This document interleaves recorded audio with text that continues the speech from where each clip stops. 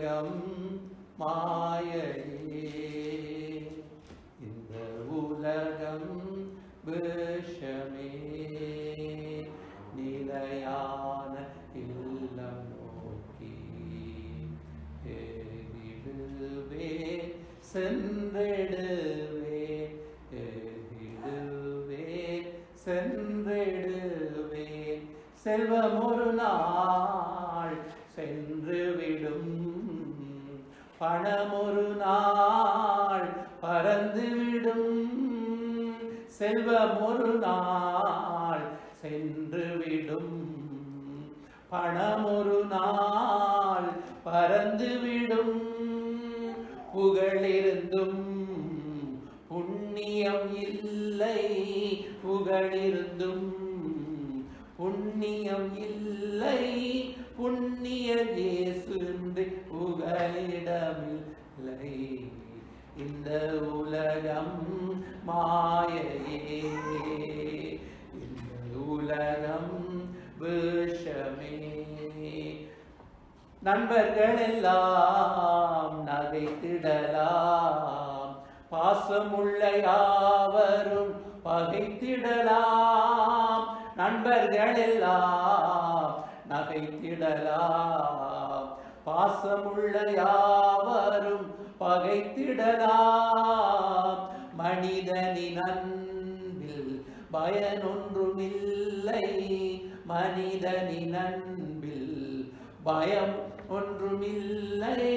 மாறிடா இயேசு உன்னை மறப்பதுமில்லை. இந்த உலகம் மாயையே, இந்த உலகம் விஷமே. பட்டம் பதவி அழகனைக்கும், பரலோகம் செல்வதற்கு தகுதிகள் இல்லை. பட்டம் பதவி அழகனைத்தும், பரலோகம் செல்வதற்கு தகுதிகள் இல்லை. பரிசுத்த வாழ்வு வாழ்ந்திடுவேன், பரிசுத்த வாழ்வு வாழ்ந்திடுவேன். பூலோகில் உம்மை தவிர விருப்பமும் இல்லை. இந்த உலகம் மாயையே, இந்த உலகம் விஷமே.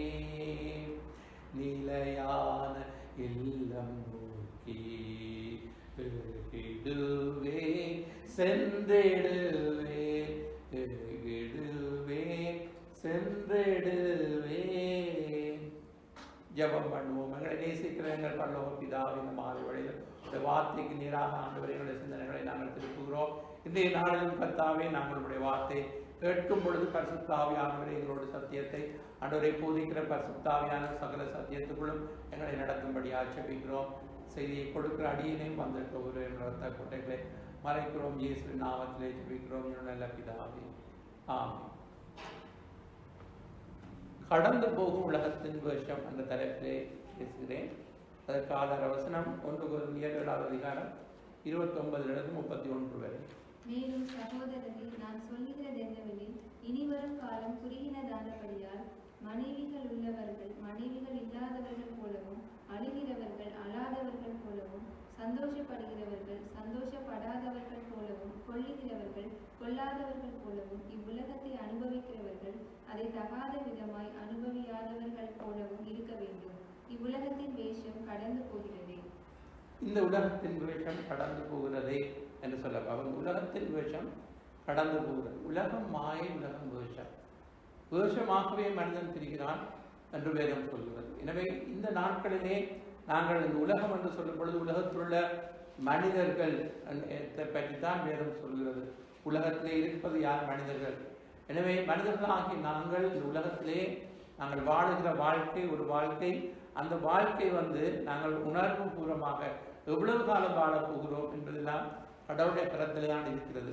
ஆனாலும் நாங்கள் ஆண்டவரிடத்திலே, அதாவது சங்கீதக்காரர், அதாவது இப்படியாக ஆண்டவரிடத்திலே ஜெபிக்கிறதை நாங்கள் காணுகின்றோம். சங்கீதம் 39வது சங்கீதம் 4-7 வரை வாசிக்கும் பொழுது, கர்த்தாவே, நான் எவ்வளவாய் நிலையற்றவன் என்று உணரும்படி என் முடிவையும் என் நாட்களின் அளவு இவ்வளவு என்பதையும் எனக்கு தெரிவியும். என் ஆயுசு உமது பார்வைக்கு இல்லாதது போலிருக்கிறது. எந்த மனுஷனும் மாயையே என்பது நிச்சயம்.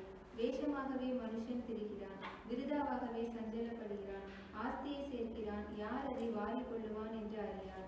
இப்போதும் ஆண்டவரே, நான் எதற்கு எதிர்பார்த்திருக்கிறேன்? நீரே என் நம்பிக்கை. நீரே நம்பிக்கை என்று சொல்வதை நாங்கள் காணுகின்றோம். 6வது வசனம் சொல்வது, வேஷமாகவே மனிதீரார், விருதாவாகவே வீணாகவே சஞ்சலப்படுகிறார், ஆசிரியை சேர்க்கின்றார், யார் அதை வாரிக்கொண்டு போவான் என்று அறியான் என்று சொல்லப்படுகிறது. அதாவது பவுல் சொன்னது போலதான் இங்கே சங்கீதக்காரன் சொல்கிறார். உலகத்தின் வேஷம் கடந்து போகிறது என்று சொல்கிறார் பவுல். இங்கே சங்கீதக்காரன் சொல்கிறார், வேஷமாகவே மனிதன் தெரிகிறான், விருதாவாகவே வீணாகவே சஞ்சலப்படுகிறான், ஆசிரியை சேர்க்கிறார், யார் அதை வாரிக்கொண்டு போவான் என்று அறியான். அப்ப இப்பொழுது தேவனே நீர் என் நம்பிக்கை. அப்ப முதலாவது இந்த உலகம் வேஷமாக இருக்கிறது, இந்த வேஷம் கடந்து போகிறது சொன்னால் நம்முடைய நம்பிக்கை எதிரே இருக்கிறது என்பதை பார்ப்போம். மனிதர்களாகிய நாங்கள் ஆண்டவர் நமக்கு ஆசீர்வாதத்தின் சாபத்தை முன்வைத்திருக்கிறார். தெரிந்தெடுக்க வேண்டியது நம்முடைய கரத்திலே இருக்கிறது. ஜீவனையும் மரணத்தையும், ஆசீர்வாதத்தையும் சாபத்தையும் நான் உங்கள் முன்பதாக வைக்கிறேன், நீங்கள் ஜீவனை தெரிந்து கொள்ளுங்கள் என்று ஆண்டவர் சொல்லியிருக்கிறார். அப்ப தெரிந்து கொள்ளக்கூடிய, தெரிந்தெடுக்கக்கூடிய திறமை மனிதர்களுக்கு இருக்கிறபடினாலே நாங்கள் இந்த வாழ்க்கையில எப்படி வாழப்போகிறோம், எப்படி நம்பிக்கையுள்ளவராய் நாங்கள் வாழப்போகின்றோம், இந்த உலகத்தை நம்பி வாழப்போகிறோமா, உலகத்தில் உள்ள உறவுகளை நம்பி வாழப்போகின்றோமா, உலகத்தில் உள்ள பணத்தை நம்பி வாழப்போகின்றோமா, அல்லது என்னுடைய படிப்பு பட்டத்தை நம்பி வாழப்போகின்றோமா? பலவித நம்பிக்கை இருக்கிறது. அப்ப இவைகள் எல்லாம் நம்மை கைவிடும். ஆண்டவருடைய இருக்கிற நம்பிக்கை, அதாவது உண்மை உறுதியாய் பற்றி கொண்டுகிற மனதை உடையவன் உண்மையே நம்பி இருக்கிறபடினால் நீர் அவனை பூர்ண சமாதானத்துடன் காத்துக்கொள்வீர். கர்த்தரை என்றென்றைக்கு நம்புங்கள். கர்த்தராகிய யெகோவா நித்திய கண்மலையாயிருக்கிறார் என்று ஏசாயா 26வது அதிகாரத்திலே நாங்கள் வாசிக்கின்றோம். அப்ப கர்த்தரை நாங்கள் என்றென்றைக்கு நம்ப வேண்டும். எப்படி சூழ்நிலைகள் வாழ்க்கையிலே பலவிதமான போராட்டங்கள், பிரச்சனைகள் வந்தாலும் நாங்கள் ஆண்டவரை உறுதியாய் பற்றி கொள்ள வேண்டும்.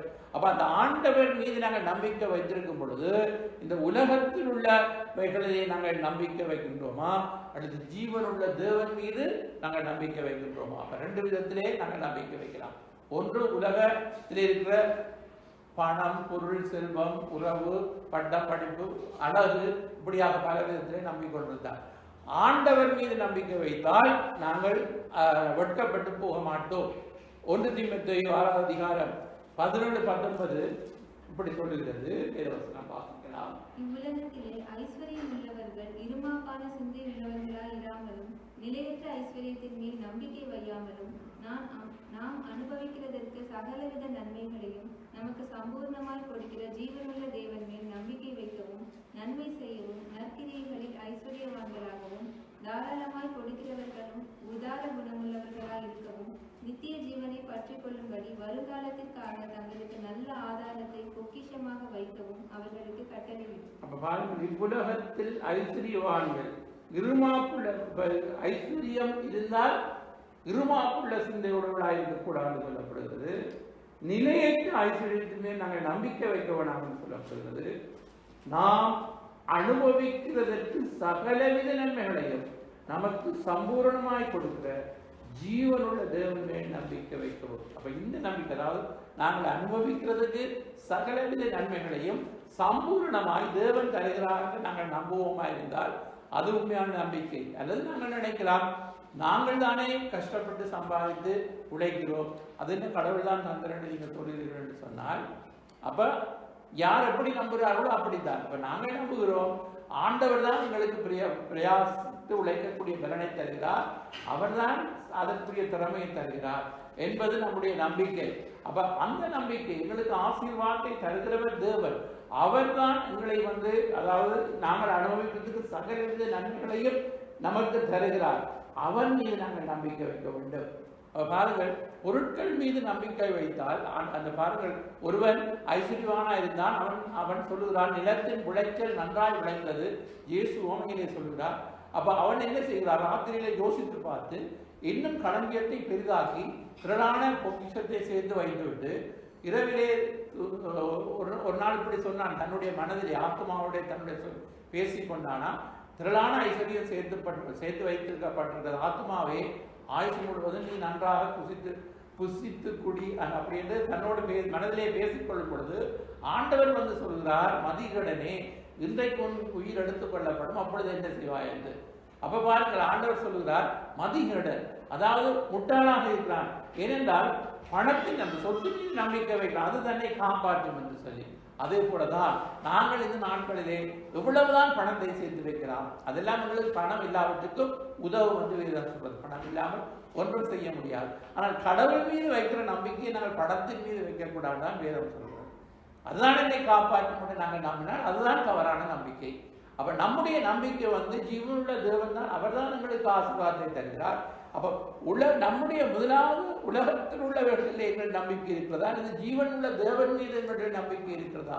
இன்னைக்கு சங்கீதத்திலே வாசித்தோம், பிரபுக்களையும் ரட்சிக்க திராணி இல்லாத மனிதரையும் நம்பாதிருங்கள், அவனுடைய ஆவி பிரியும், அவன் மண்ணுக்கு திரும்புவார், அந்நாள்களிலே அவனுடைய யோசனை அழிந்து போகும். பெரிய பெரிய பிரபுக்களாயிருக்கலாம் அல்லது பெரிய பெரிய மனிதர்களாக இருக்கலாம், அவர்கள் ரட்சிக்க திராணி இல்லை. ஏனென்றால் அவருடைய ஆவி பிரியும் பொழுது அவருடைய யோசனைகள் எல்லாம் அழிந்து போகும். ஆனால் யாக்கோபின் தேவனை தனக்கு துணையாய் கொண்டது, தேவனாய் கர்த்தர் மேல் நம்பிக்கை வைக்கிற மனிதன் பாக்கியவான் என்று சொல்லப்படுகிறது. அப்ப அவர்தான் வானத்தையும் பூமியும் அண்ட சராசரங்களையும் படைத்தவர். அவர்தான் இந்த உலகத்தில் உள்ள ஒவ்வொரு ஜீவன்களுக்கும் அவர் வந்து பிழை போட்டுகிறார். எனவே அப்படிப்பட்ட தேவன் மீது நம்பிக்கை வைத்தோமாக இருந்தால் நாங்கள் வந்து இந்த உலகத்துக்கு வேஷம் தரித்து வாழுகிறவர்கள் அல்ல. அப்படி இந்த இந்த வேஷமான இந்த உலகத்திலே இருக்கிற காரியங்கள் மீது நம்பிக்கை வைத்தால் நாங்களும் ஒரு வேஷமாகத்தான் இந்த உலகத்திலே நடக்கிறோம் என்று நாங்கள் பார்க்கின்றோம். இப்ப பாருங்கள், அதாவது விசுவாசிகள், இப்ப நாங்கள் தேவனுடைய பிள்ளைகள் என்று சொல்லுகிறோம். கடைசி நாட்களில் ஒரு வசனத்தை நாங்கள் வாசிப்போம். 2 தீமோத்தேயு 3:5 சொல்லப்படுகிறது, கடைசி நாட்களிலே இப்படி இருப்பார்கள் மனிதர்கள் என்று சொல்லி.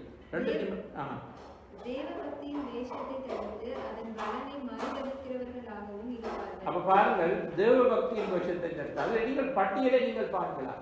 மேலும் கடைசி நாட்களில் கொடிய காலங்கள் வரும் என்று அறிவாயாக. எப்படி எனில் மனுஷர்கள் தற்பிரியராயும் பணப்பிரியராயும் வீம்புக்காரராயும் அகந்தை உள்ளவர்களாயும் தூசிக்கிறவர்களாயும் தாய் தகப்பன் மாருக்கு கீழ்ப்படியாதவர்களாயும் நன்றி அறிதல் இல்லாதவர்களாயும் பரிசுத்தம் இல்லாதவர்களாயும் சுபாவ அன்பு இல்லாதவர்களாயும் இணங்காதவர்களாயும் அவதூறு செய்கிறவர்களாயும் இச்சை அடக்கம் இல்லாதவர்களாயும் கொடுமை உள்ளவர்களாயும் நல்லோரை பகைக்கிறவர்களாயும் துரோகிகளாகவும் துணிகரம் உள்ளவர்களாயும் இருமாப்புள்ளவர்களாயும் தேவ பிரியர் இல்லாமல் சுகமுக பிரியராயும் தேவ பக்தியின் வேஷத்தை தரித்து அதன் பலனை மறுதளிக்கிறவர்களாயும் இருப்பார்கள். இப்படிப்பட்டவர்களை விட்டு விலகு. அப்ப கிறிஸ்தவர்களாக இருந்தாலும் தேவ பக்தியின் வேஷத்தை தரித்து வாழக்கூடிய ஒரு மனிதருக்கு அப்படிப்பட்ட ஒரு வேஷமான விசுவாச வாழ்க்கை வாழக்கூடிய இருக்கின்றது.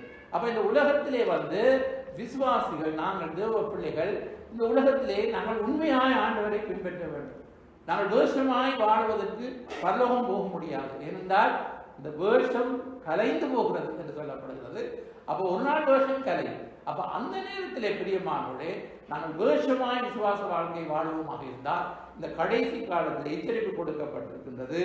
நாங்கள் தேவ பக்தியின் வேஷத்தை தரித்து அதன் பலனை மறுதளிக்கிற கூட்டத்தில் இருக்காமல் அவைகளை விட்டு விலகி நாங்கள் உண்மையான தேவ பக்தி உள்ளவர்களாய் வாழ வேண்டும் என்பதற்கு சாத்தானும் கூட வேஷம் தரித்து, அதாவது ஊழியர்கள் கூட அதாவது ஒளியின் தூதரை தரித்து வேஷமாக நடக்கக்கூடிய காலம் இருக்கிறது என்று சொல்லப்படுகிறது. எனவே அது யாராயிருந்தாலும் இந்த உலகத்திலே சாத்தானுடைய கிரியைகள் இந்த நாட்களிலே பல விதத்திலே ஜனங்களுக்குள்ளே அது வேஷமாக எங்கு பார்த்தாலும் வேஷம் நிறைந்த காணப்படுகிறது.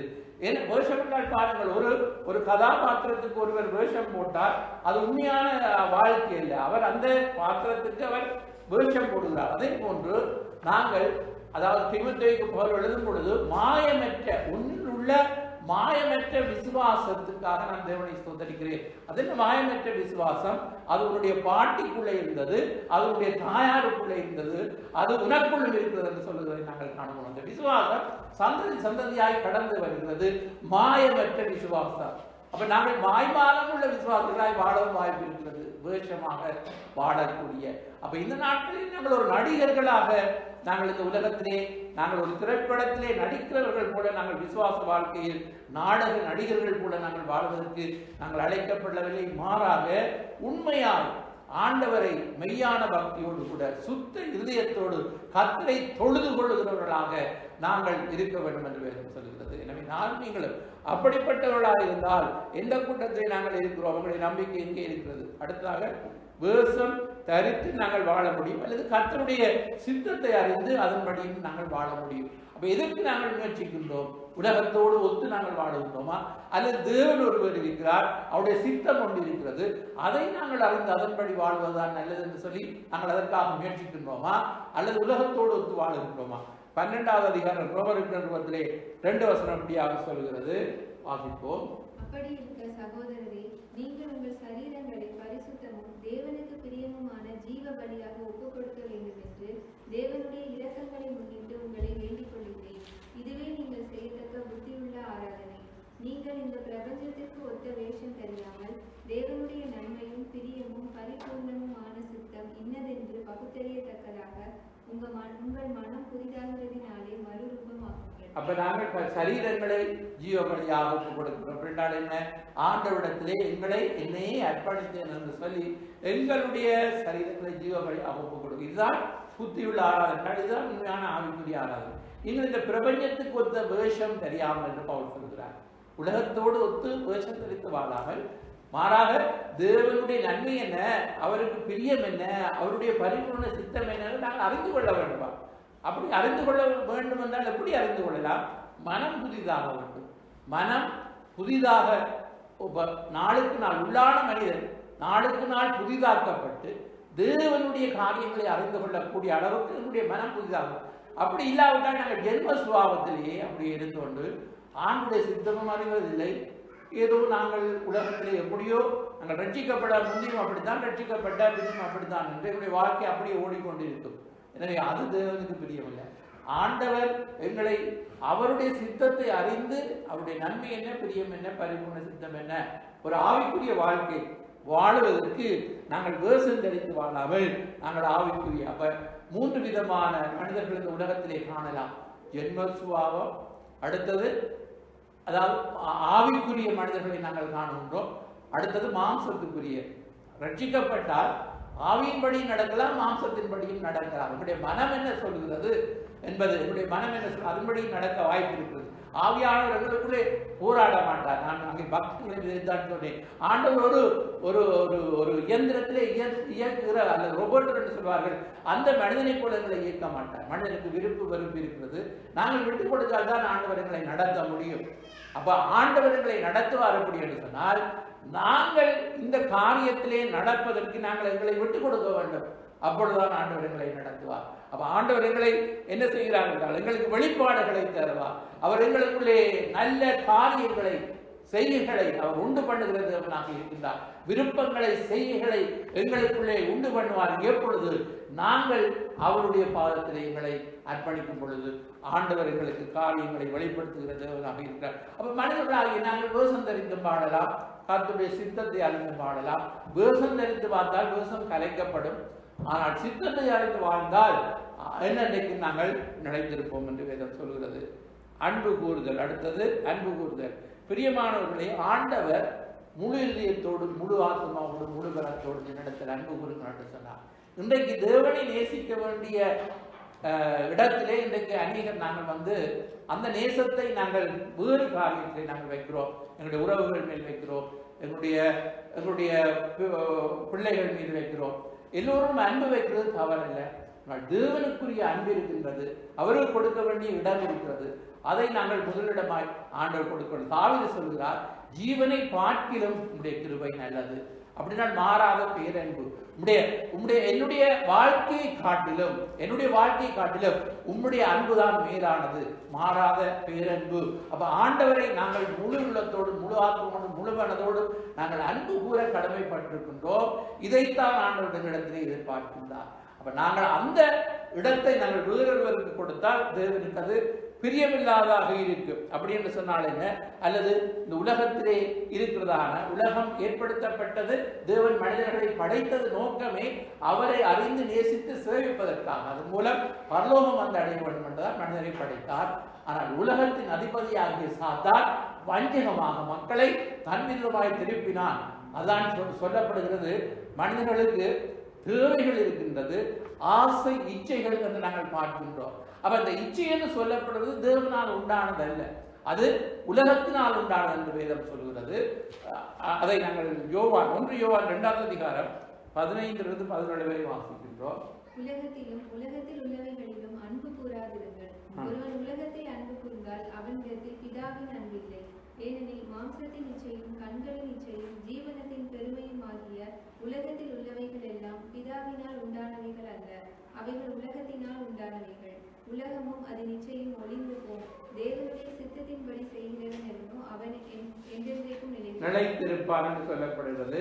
அங்கே என்ன சொல்லுகிறார்? உலகத்திலும் உலகத்தில் உள்ளவர்களிலும் அன்பு கூறாதிருந்தது. ஒருவன் உலகத்தில் அன்பு கூர்ந்தால் அவனிடத்தில் பிதாவின் அன்பு இல்லை என்று வேதம் தெளிவாக சொல்கிறது.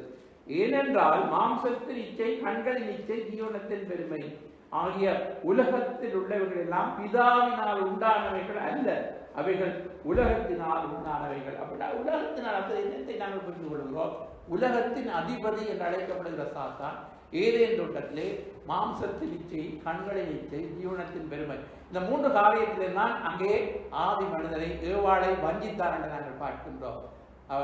விலக்கப்பட்ட கனி புசிப்புக்கு நல்லது, பார்வைக்கு இன்பம், புத்தியை தெளிவிக்கிறது. அப்ப மாம்சத்தின் இச்சை, கண்களின் இச்சை, ஜீவனத்தின் பெருமை.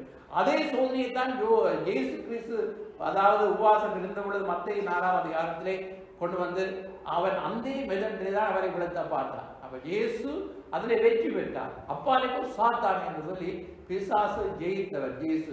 அப்ப இயேசுவையே சோதிக்க வந்தான் என்றால் நாங்களும் மாற்றம் யோசித்து பாருங்கள்.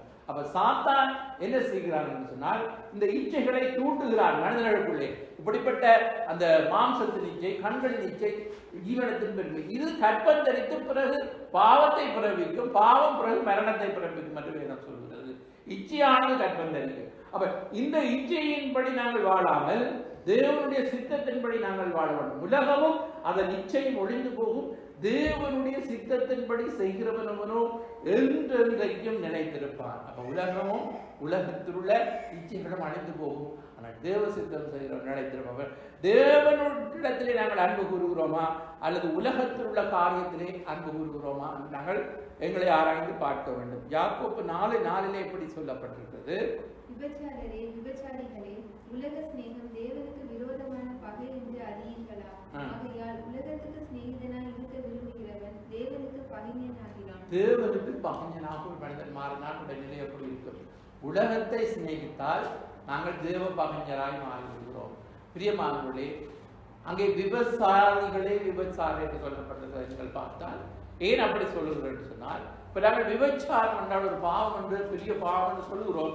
ஆனால் உலக சிநேகம் தேவனுக்கு விரோதமாய் பகை, அதே பாவத்துக்கு இதுவும் ஒப்பானது என்பதைத்தான் அங்கே யாக்கோப்பிலே இந்த வசனத்திலே எடுத்து காட்டப்பட்டிருக்கின்றது.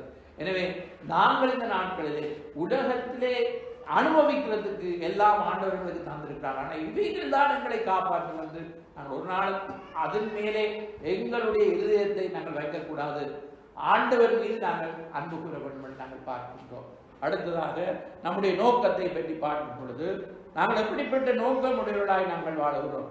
நிலையற்ற இந்த வாழ்வின் மீது இந்த பூமிக்கடுத்த காரியத்திலேயே நோக்குடையவர்களாய் இருக்கின்றோமா அல்லது நித்திய வாழ்வை குறித்து நோக்கமுடையவர்களாய் நாங்கள் வாழுகின்றோமா? பவுல் சொல்லுகிறார் 2 கொரிந்தியர் 4 அதிகாரம் 17-18 வாசிப்போம். மேலும் காணப்படுகிறவைகளை அல்ல, காணப்படாதவைகளை நோக்கி இருக்கிற நமக்கு அதிசீக்கிரத்தில் நீங்கும் லேசான நம்முடைய உபத்திரவம் மிகவும் அதிகமான நித்திய கன மகிமையை உண்டாக்குகிறது. ஏனெனில் காணப்படுகிறவைகள் அநித்தியமானவைகள், காணப்படாதவைகளோ நித்தியமானவைகள். அப்ப நம்முடைய நோக்கம் எல்லாம் பரலோகத்தை குறித்து தான் நோக்கமுடையவர்களாய் நாங்கள் வாழுகின்றோம் அல்லது நிலையற்ற இந்த உலகத்தின் வாழ்க்கையை குறித்து நோக்கமுடையவர்களாய் வாழுகின்றோமா? அப்படியே நாங்கள் வாழுகிற நோக்கம் எல்லாம், அதாவது காண்கின்ற உலகம் நாங்கள் தேடவில்லை, காணாத பரலோகம் நாடுகிறோம் என்று ஐயா அங்கே பாடுகிறார். அப்ப என்ன சொல்லப்படுகிறது என்றால், காணப்படுகிறவைகள், இந்த உலகத்தில் இருக்கிற எல்லாவற்றையும் எங்களுடைய கண்களினாலே நாங்கள் காண முடியும். ஆனால் இவைகள் எல்லாம் அனித்தியமானவைகள் என்று வேதம் சொல்கிறது. காணாதவைகள் என்றால் பரலோகத்துக்கு அடுத்த காரியங்களை வேதம் சொல்லுகிறது. ஆனால் எங்களிடத்திலே பரலோகம் எப்படி இருக்கும் என்று வேதம் சொல்லுகிறது. நாங்கள் கண்ணாலே அதை காண முடியவில்லை, ஆனால் அவைகள் தான் நித்தியமானவைகள். அப்ப காணப்படுகிறவைகள் அநித்தியமானவைகள், காணாதவைகள் நித்தியமானவைகள். இந்த உலகத்திலே எங்களுக்கு உபத்திரவம் இருக்கிறது. அந்த உபத்திரவம் எப்படி அதி சீக்கிரத்திலே நீங்கும். இலேசான நம்முடைய உபத்திரவம் மிகவும் அதிகமான நித்திய கனமகிமை உண்டாக்குறது. உலகத்தில் இருக்கிற பாடுகள், உபத்திரவங்கள் சீக்கிரமாய் கடந்து போக போகிறது. இன்னும் கொஞ்ச காலம்தான், அது சீக்கிரமாய் இவர்களுக்கெல்லாம் ஒரு முடிவு வருகிறது. ஆனால் நித்தியமான அழியாத ஒரு மகிமையான ஒரு பேரின்பத்தை நமக்கு உண்டாக்க போகின்றது. இப்ப நம்முடைய நோக்கம் எல்லாம் பரலோகத்தை குறித்து தான் இருக்க வேண்டும். ஏனென்றால் அவைகள் காணப்படால் நாங்கள் காண்கின்ற உலகத்தை நோடி இருந்தால் நாங்கள் எண்ணத்தை உண்போம், எண்ணத்தை கொடுப்போம், எண்ணத்தை கொடுப்போம் என்று நாங்கள் கவலைப்படுவோம். ஆனால் நாங்கள் பரலோகத்தை நாடுகிறபடினால் முதலாவது நாங்கள் தேவனுடைய ராட்சியத்தை நீதியை தேடும் பொழுது எல்லாம் கூட கொடுக்கப்படும். அப்ப ஆண்டவர் எங்களுடைய தேவைகளை சந்திப்பார். எங்களை ஒன்றுக்கும் குறைவிட விடாமல் ஆண்டவர் ஆசீர்வதிப்பார்.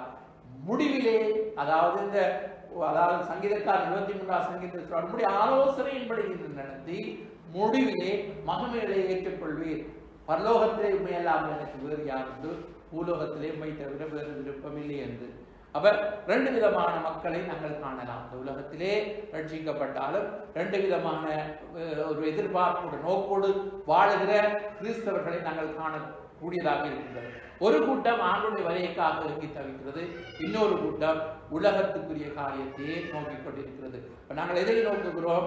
பிலிப்பியர் 3ஆம் அதிகாரம் 17-20 வரை பவுல் இப்படி சொல்லுகிறார். சகோதரரே, நீங்கள் என்னோட கூட பின்பற்றுகிறவர்களாகி நாங்கள் உங்களுக்கு வழிகாட்டுகிறபடி நடக்கிறவர்களை மாதிரியாக நோக்குங்கள். ஏனெனில் அநேகர் வேறு விதமாய் நடக்கிறார்கள். அவர்கள் கிறிஸ்துவின் சிலுவைக்கு பகைஞர் என்று உங்களுக்கு அநேகம் தரம் சொன்னேன். இப்பொழுது கண்ணீரோடும் சொல்லுகிறேன்.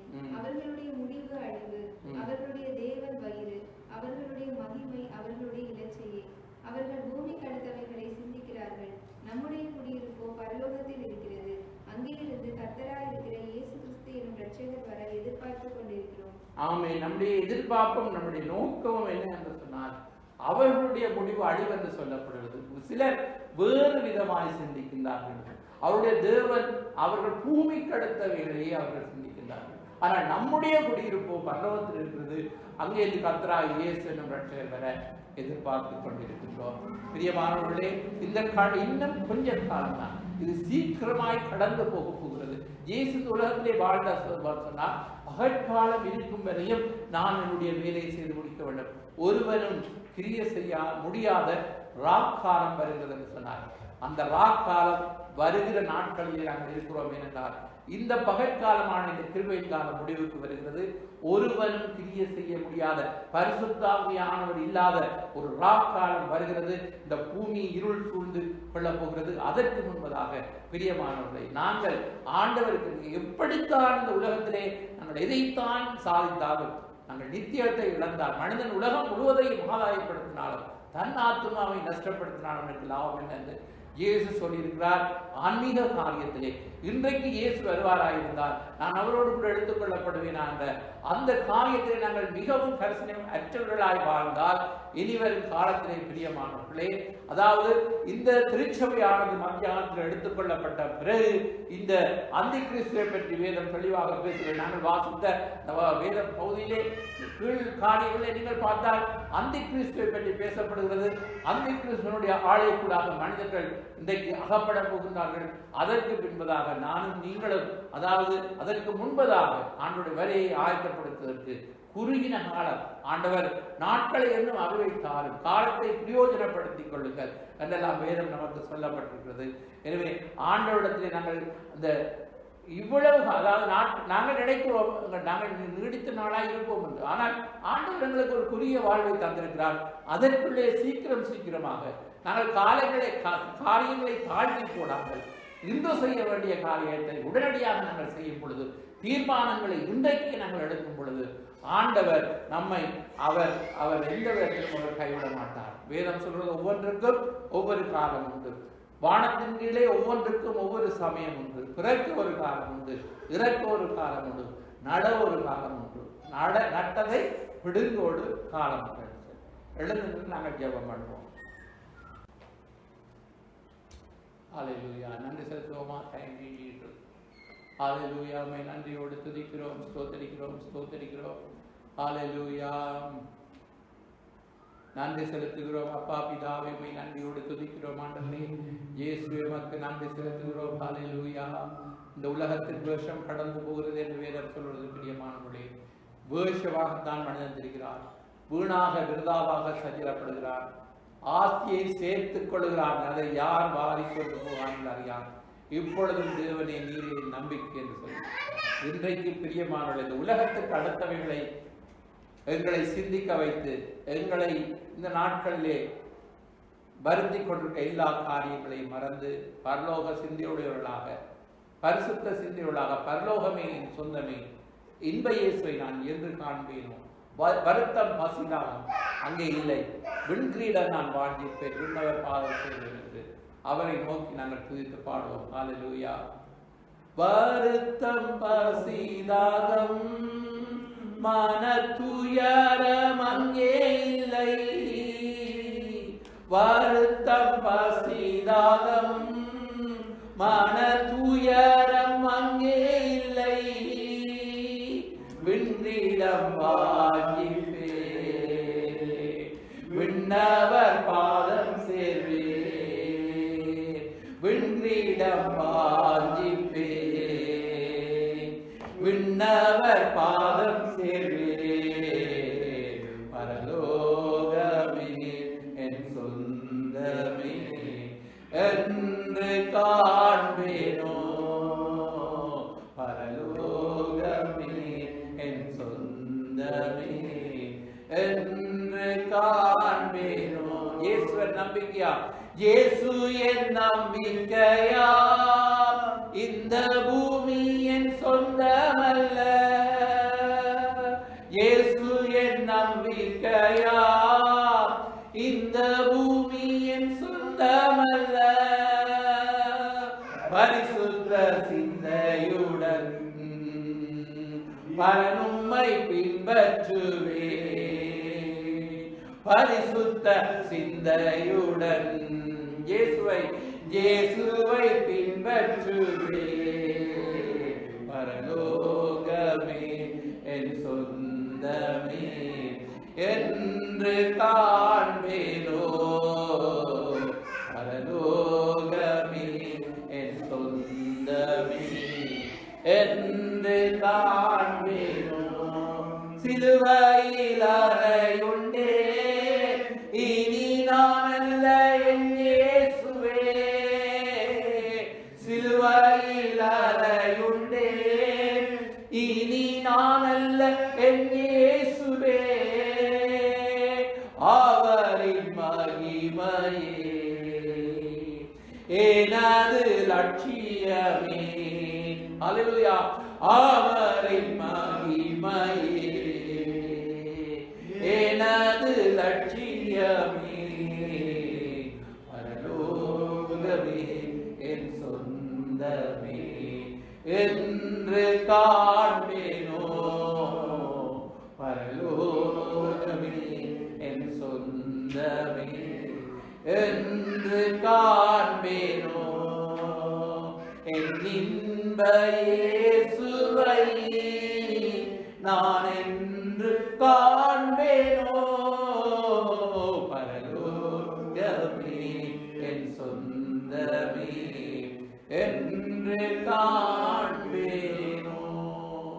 ஆம், இந்த நாளில் நாங்கள் இந்த உலகத்தின் விஷம் கடந்து போகிறது வேதம் சொல்கிறபடினால் எங்களுடைய வாழ்க்கை, எங்களுடைய நம்பிக்கை ஆண்டவர் மீது அதிகமாக வைப்போம். உலகத்திற்கு ஒத்த விஷம் தெரியாமல் நாங்கள் வாழுவோம். ஆண்டவர் இந்த உலகத்திலே நாங்கள் எதை நேசிக்கின்றோம்? உலகத்தில் உள்ளவர்களை அல்லது தேவனை, ஜீவனை தந்தவரை நாங்கள் நேசிக்க வேண்டும். அடுத்ததாக நோக்கம் சரியான நோக்கமாக இருக்க வேண்டும். பரலோக சிந்தையோடு நாங்கள் வாழ்வோம். கர்த்தர் நம்மை ஆசீர்வதிப்பாராக. தேவனே, இப்படிப்பட்ட ஆண்டவரே கர்த்தாவே உணர்வுகளை எங்களுக்குள்ளே தந்து பரிசுத்த ஆவியானவர் தாமே ஆண்டவரே நாளுக்கு நாள் மனம் புதிதாக உள்ளான மனிதன் நாளுக்கு நாள் ஆண்டவரே புதிதாக்கப்படுகிற வேளை என்பதை அறிந்து ஆண்டவரே மை ஸ்தோத்தரிக்கிறோம். ஆண்டவரே அதி சீக்கிரத்திலே நீங்க விடுவதான லேசான உபத்திரவம் அதிகமான கன மகிமை உண்டாக்க போகிறது.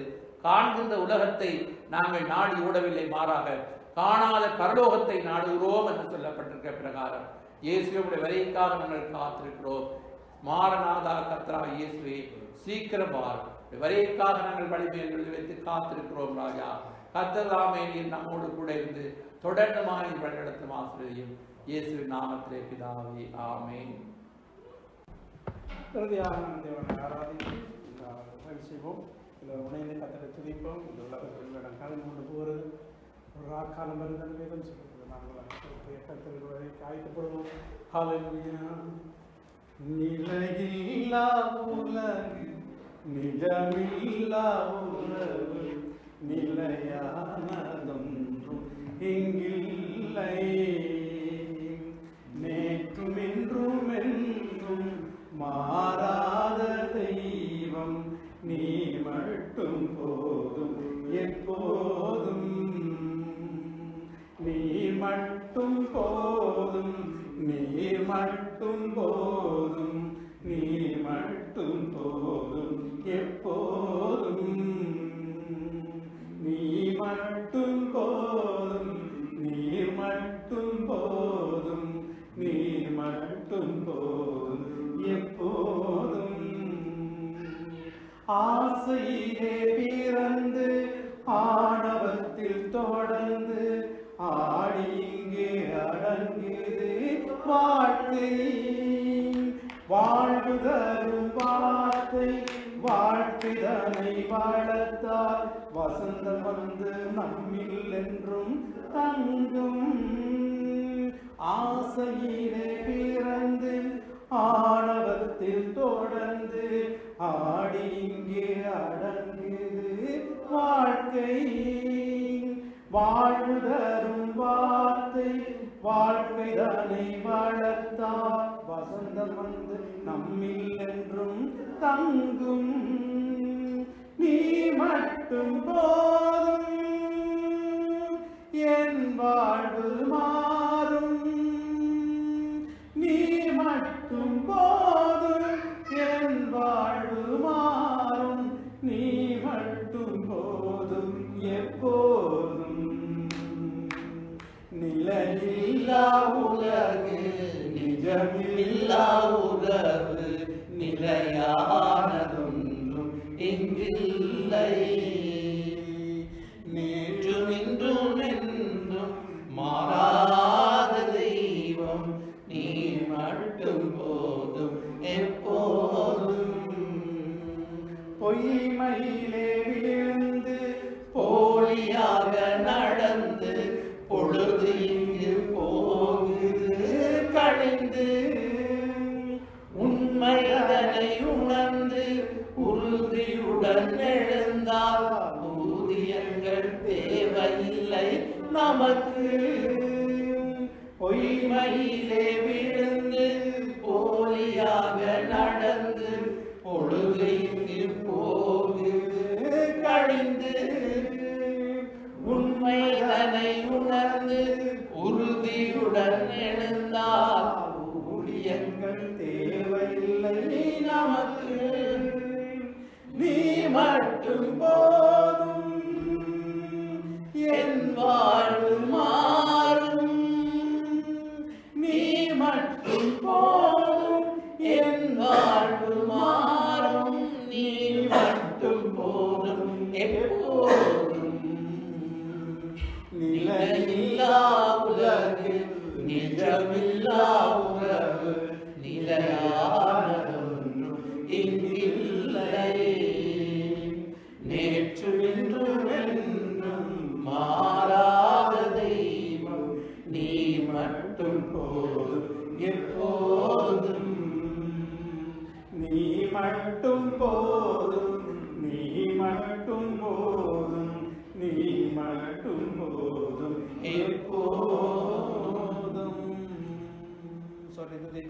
அவர் மட்டுமே எங்களுக்கு போதுமென்று இந்த உலகத்தின் வேஷம் கலைந்து கொண்டு போகிறது. ஹல்லேலூயா ஹல்லேலூயா ஹல்லேலூயா நன்றி என்று சொல்லி தேவன் இறுதியாக ஆராதிப்போம். தேவன் செய்த நன்மைகளுக்கு, தேவன் கொடுத்த வார்த்தைகளுக்கு, தேவன் செய்ய போகிற அனைத்து காரியங்களுக்காக நன்றி செலுத்துவோம். நன்றியோடு துதிக்கிறோம். நன்றி ராஜா, நன்றி நன்றி. ஹல்லேலூயா. ஸ்தோத்திரம் ஆண்டவரே, ஸ்தோத்திரம் ஸ்தோத்திரம் ஸ்தோத்திரம். உங்களை துதிக்கிறோம், உங்களை துதிக்கிறோம், உங்களை துதிக்கிறோம், உங்களை துதிக்கிறோம், உங்களை துதிக்கிறோம் ஆண்டவரே. சேனைகளின் கர்த்தாவே, ஸ்தோத்திரம் ஸ்தோத்திரம் ஸ்தோத்திரம் ஸ்தோத்திரம் ஸ்தோத்திரம் ஸ்தோத்திரம் ஸ்தோத்திரம் ஸ்தோத்திரம் ஆண்டவரே. ஹல்லேலூயா. நன்றியோடு உம்மை துதிக்கிறோம், நன்றியோடு உம்மை ஸ்தோத்திரம் பண்ணுகிறோம். ஹல்லேலூயா. ஜெபம் செய்ய போகிறோம், ஒரு மனப்படுவோம். நாங்கள் ஜெபம் சொல்கிறோம். அன்பான கர்த்தாவே, இந்த மாலை விடைக்கு நன்றி செலுத்துகிறோம். இந்த நாளிலும் ஒருமனப்பட்டு இந்த இடத்துல கூடி வர கிருபை செய்தீங்க. இந்த நாட்கள் இந்த கர்த்தாவே நாங்கள் ஒன்று கூடி ஆராய்த்ததை நன்றி செலுத்துகிறோம். இந்த இடத்துல வந்த ஒரு பிள்ளைகளும் ஆசீர்வதிங்க. சிறிய பிள்ளைகளை பலப்படுத்த நல்லது. இன்னுமாக சிறிய பிள்ளைகளை பிள்ளைகள் முறைத்து ஒப்புக் கொடுக்கிறோம். கர்த்தர் தாமே அவர்களுடைய பாதுகாப்பு வழிநடத்த வேண்டுமா நாங்கள் செபிக்கிறோம். ஆண்டவரே, நாட்கள் கொடியதனால் இருக்கிறதால் இந்த வீரியத்தின் காரியம் ஆண்டவரை குறைந்து போக முடியாது. நாங்கள் செபிக்கிறோம். இந்த வைரஸின் காரியங்கள் எல்லாம் குறைந்து கர்த்தாவே உம்மை ஆராதிக்க விடுதலோடு ஆராய்ச்சி செய்யுங்க ஆண்டவரே. அப்போ ஒவ்வொரு தேசத்தையும் ஒப்புக் கொடுக்கிறோம் ஆண்டவரை. நாங்கள் வாழ்கிற தேசத்தையும் ஒப்புக் கொடுக்கிறோம் ஆண்டவரே. பாடசாலைக்கு செல்கிற ஒவ்வொரு பிள்ளைகளையும் நீங்கள் பாதுகாத்து நீங்கள் வளர்த்து முடியாது சொல்கிறோம். உங்களுடைய கருத்திலே ஒப்புக் கொடுக்கிறோம். இப்பொழுது போக்கிலும் மருத்துவம் கூட வழிநடத்தி ஆசீர்வாதம் இயேசுவின் நாமத்தினால் செபிக்கிறோம். உங்கள் ஜீவன் நல்ல பிதாவே, ஆமென் ஆமென். சொல்வோம் ஆத்மாவே கர்த்தரை ஸ்தோத்திரி, என் முழுள்ளங்களுடைய பரிசுத்த நாமத்தை ஸ்தோத்திரி. ஆத்மாவே கர்த்தரை ஸ்தோத்திரி. கர்த்தர் சகல உபகாரங்களை பரவாயில்லை. நம்முடைய கர்த்தராகிய இயேசு கிறிஸ்துவின் கிருபை, பிதாவாகிய தேவனுடைய பரிசுத்த ஆவியின் ஐக்கியம் நம்ம கூட இருப்பதாக. ஆமென் ஆமென். God bless you. கர்த்தருடைய ஆசீர்வாதம்.